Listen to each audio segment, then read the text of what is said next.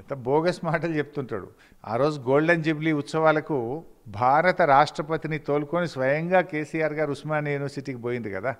నిన్నగాక మొన్న రేవంత్ రెడ్డి గారు ఉస్మానియా యూనివర్సిటీలో పోయి రిబ్బన్లు కత్తిరించిండు. ఆ భవనాలన్నీ, ఆ హాస్టళ్ళన్నీ ఎవరు కట్టిండ్రు?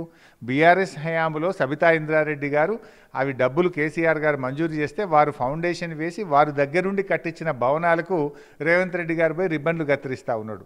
నీకు నిజాయితీ ఉంటే చెయ్యి ఉస్మానియా యూనివర్సిటీకి. ఆనాడు ఉస్మానియా యూనివర్సిటీలో నువ్వు తెలంగాణ ద్రోహివని, తెలంగాణ ఉద్యమానికి వెన్నుపోటు పొడుస్తున్నావని యూనివర్సిటీలంతా నీ మీద తిరగబడితే నువ్వు కారు ఇడిచిపెట్టి, చెప్పులు ఇడిచిపెట్టి, గల్లీలలో పడి గోడ దుంకి ఉస్మానియా యూనివర్సిటీకి వెళ్ళి పారిపోయిన రోజులు ఒకసారి రేవంత్ రెడ్డి గుర్తు తెచ్చుకో నీ చరిత్ర. ఒకటి. రెండు, ఇవాళ నువ్వు విద్యాశాఖ మంత్రివి నువ్వే, ముఖ్యమంత్రివి నువ్వే. నీ పాలనలో విద్యాశాఖలో అంటే స్కూల్ ఎడ్యుకేషన్లో ఈ విద్యా సంవత్సరం 67,000 మంది పిల్లలు తగ్గిపోయారు. నీ పాలనలో ఇంటర్మీడియట్ పిల్లలకు ఇంకా 2 నెలలు అయితే ఎగ్జామ్స్. ఇప్పటి వరకు నువ్వు పుస్తకాలు కూడా సరఫరా చేయని చేతగాని విద్యాశాఖ మంత్రివి, ముఖ్యమంత్రివి నువ్వు. ఇవాళ కాంట్రాక్ట్ లెక్చరర్లను రెగ్యులరైజ్ చేయమంటే చేయట్లేదు. యూనివర్సిటీలో ఉండే ఖాళీలను 2 సంవత్సరాలైనా ఇంతవరకు నువ్వు నింపలేకపోయావు.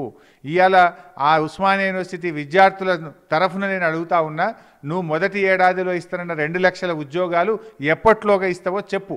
మొన్న నిరుద్యోగ పిల్లలే చెప్పిండు నువ్వు ఇచ్చినవి 6,000, అవన్నీ కేసీఆర్ గారు ప్రభుత్వం ఇచ్చినాయే. ఆ 2 లక్షలు ఎప్పట్లోగా ఇస్తావో చెప్పు.